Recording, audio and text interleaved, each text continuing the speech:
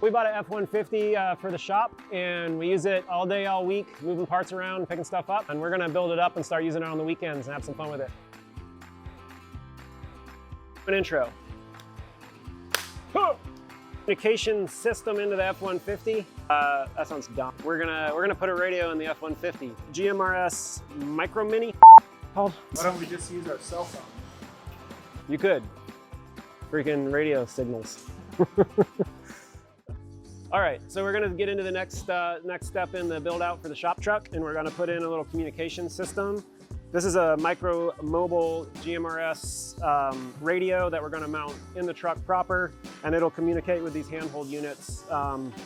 So if you're out in the field and you don't have cell service or anything like that, you can still communicate with the folks you're with and other people as well. We designed the clamshell for the camper with the idea of mounting, accessories to it, and that's why we put T-slots on basically every exposed surface.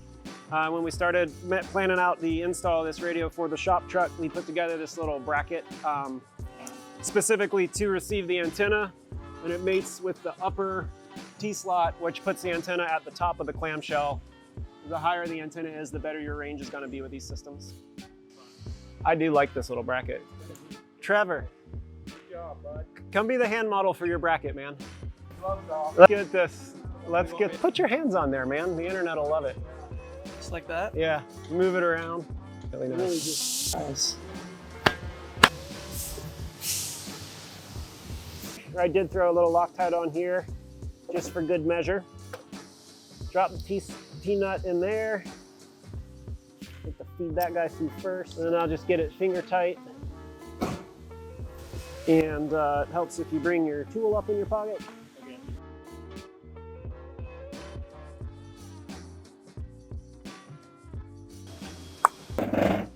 So this has a little bushing that's going to fit inside the hole here, and then there's a top and a bottom. You just kind of feed the bottom through. It's threaded.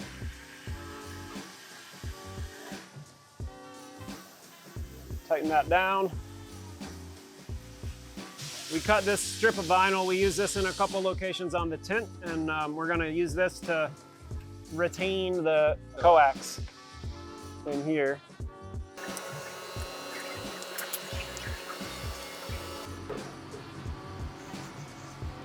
All right, we have a bunch of scrap, material from building campers, as we do, and any chance we have to repurpose some scrap to something functional, try to take advantage of it, and make a little wire clip. Gonna go on there. That's a tidy little unit. I like it. So we've got these plugs here, and they're covering a hole that passes through from the exterior to the interior of the camper. Every camper comes with one on the driver's side, one on the passenger side. I did it. We're in it, man. There's no backing out now. Push the plug out. This thing's gonna sink if we don't work fast. So what we've got here is it's a housing for one of these wire glands. It allows the wire to come in here and kind of turn the corner, so it gives you your wire direction is like parallel to the camper instead of perpendicular to the camper, which is really just personal preference. I just prefer it. These are kind of cool the way they work. The gland has a little diaphragm in there, and these fingers crush down on it so that as you tighten this down, it squeezes that gasket tight against whatever cable you have in there, in this case coax. And then this is just like a standard deal where you can bolt it tight to a to a hole in whatever sidewall. One of the things I really like about the coax that comes on the antenna from Midland is this fitting they have. You can take the bulky part off and then feed that through, in this case, a wire gland. And it's going to make it way easier to pull that through the whole path, and then build the end back up, the bulky end back up after it's fed through. So that's just like a really nice feature of these Midland radio antenna cables. So the gland's in place, and now I'm going to just feed the coax through into the camper. Feel good about all that release tape. I haven't cut my fingernails in the last couple days, so that's a win. All right. And that's about it. I'll put a little pressure on the flange so it's got good bond, and then tighten this guy down. Nice to meet you. Yeah, likewise. Yeah. Enjoy your new camper, I guess is what I'm saying for you too. But I hope you do enjoy your new camper. Yeah. Cool.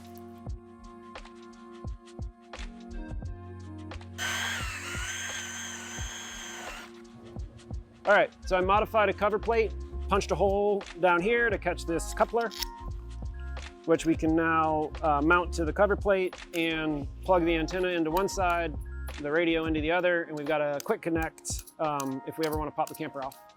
And that'll just grab right on there, and then how about that? Turn that corner. So there, we've turned the corner, we're down to the plate.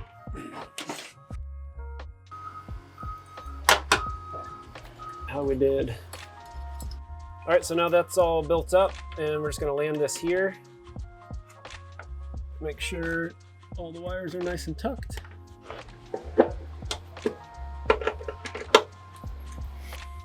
Sweet, man.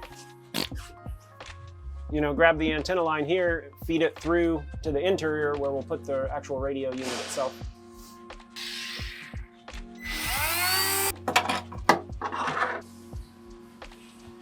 Hey, buddy. Truck bed, and now the coax fits down it, and I'm gonna feed it through. We can just set it up. Nice tidy package, and then we'll just do a little cable management and route it up into the cab. All right, that should be decent. So this piece of trim here, I was playing around with the other day, and this part towards the back end of the truck pops off out towards the door. And once the pins in here that are holding it in place, those tabs are released, the rest of it moves back to come off. This wall, we're gonna mount the radio unit in the center console. So we figured out it's a 10 mil to back these out. In an American truck? In a Ford, yeah.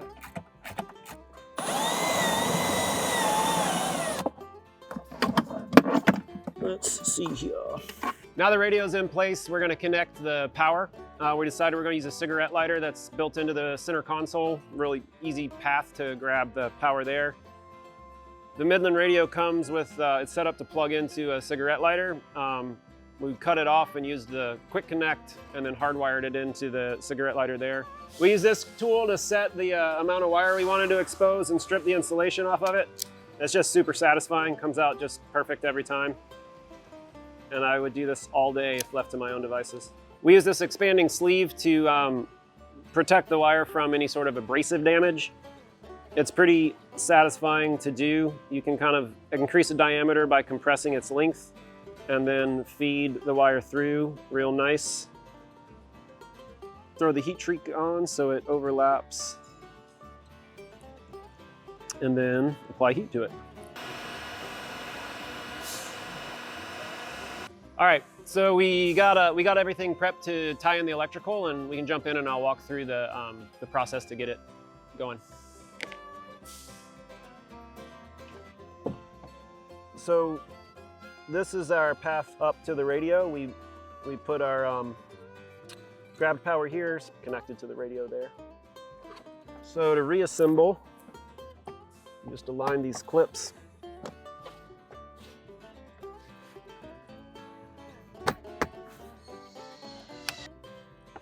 Just align. So we figured we'd run the mic directly out of the console. There's this little notch here that's 4 routing wires out. And we took advantage of that. And then let's see if this thing powers up. Hey, hello? Sweet.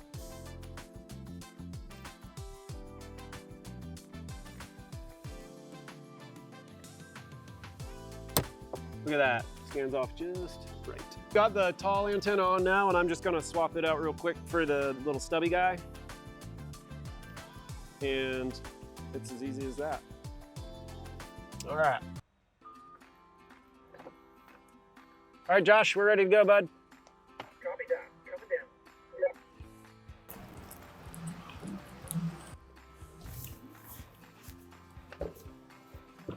man. Sounded great. Let's do this. Heck yeah. You might be able to fit it. All right. Let's go get some lunch.